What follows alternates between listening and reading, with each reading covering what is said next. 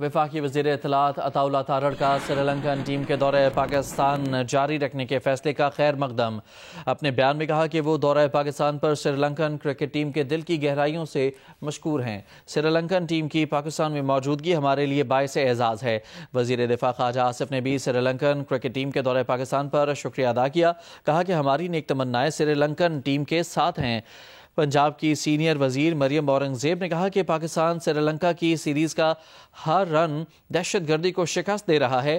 ہمارے ساتھ کھیلنے اور مضبوطی سے ڈٹے رہنے پر سری لنکن کرکٹ بورڈ اور ان کی ٹیم کا شکریہ۔